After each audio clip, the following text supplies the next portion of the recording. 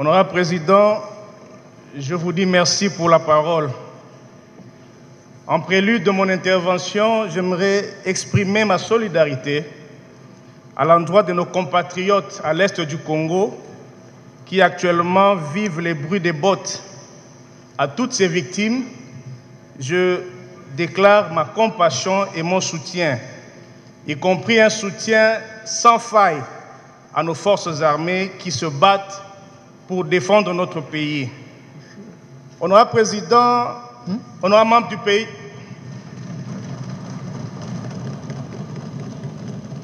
merci beaucoup.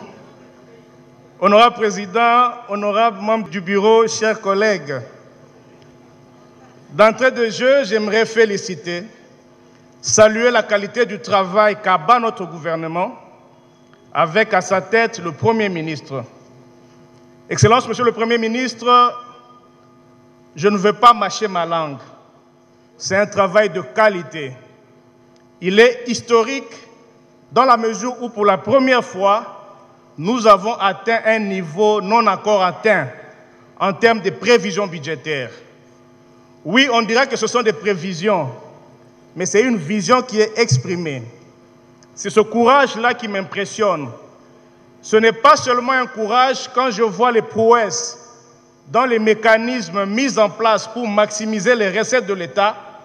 Je me dis, ce n'est pas du vent qu'on veut nous vendre. Ce gouvernement va maximiser les recettes et va atteindre ce budget programmé. Honorable Président, devant une telle progression, 47%, tout esprit éclairé cherche à savoir où seraient orientées ces ressources. Les besoins et les priorités sont énormes. La difficulté qui est la nôtre, tout est prioritaire. Mais tel dans un corps humain, il existe des organes nobles et des organes ordinaires. La priorité, c'est la sécurité. La priorité, c'est la santé. La priorité, c'est l'éducation.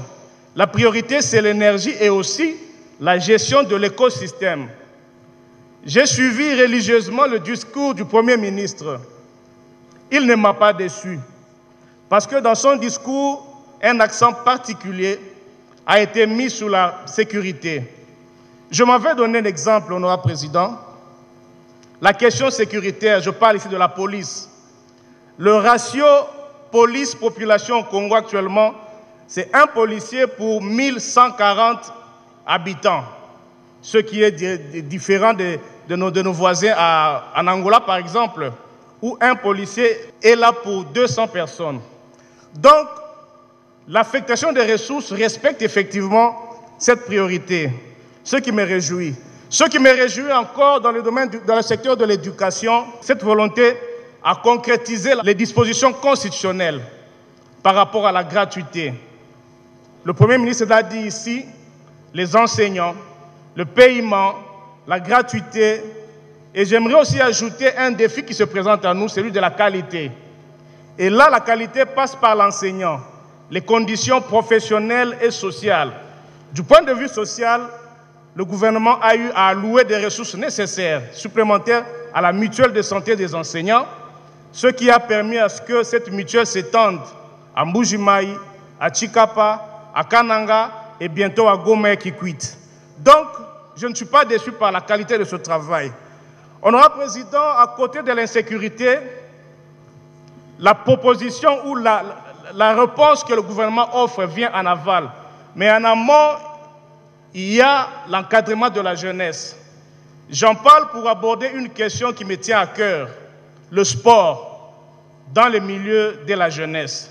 Le sport peut contribuer à l'encadrement des jeunes, à côté bien sûr de la formation. Et là, il y a quelques semaines déjà, le chef de l'État avait vu juste d'instruire qu'il y ait les états généraux des sports. Et le gouvernement a organisé ces états généraux. Les conclusions existent et ont été validées par le gouvernement. Mais là, la petite inquiétude que j'ai, c'est que dans ce budget, toutes ces conclusions ne sont pas reprises. Je pense que ça a été validé peut-être après que le budget ait été voté. Donc j'en appelle au gouvernement de considérer que l'encadrement de la jeunesse et essentiellement le sport dans lequel j'évolue est un atout important pour maîtriser et contribuer, n'est-ce pas, à la sécurité.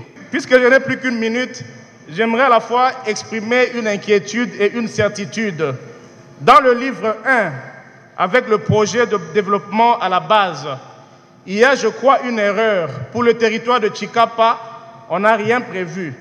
Chikapa et Luilu, dans la Lomami. Mais quand je vois le livre 6, où tout est détaillé, je comprends qu'il y a une erreur matérielle. Donc, les populations de ces coins peuvent être à l'aise. Et aussi, je lis un caractère unitaire de ce projet de budget. L'honorable Mende l'a dit, les régions sont diversement développées. Mais il y a dans ce projet de budget la caisse de péréquation qui tient compte de ces divergences en termes de développement.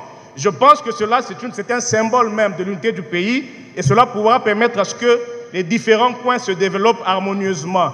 Une seconde, c'est demander à l'Auguste Assemblée d'approuver ce rapport budgétaire qui constitue une avancée historique, j'ai dit.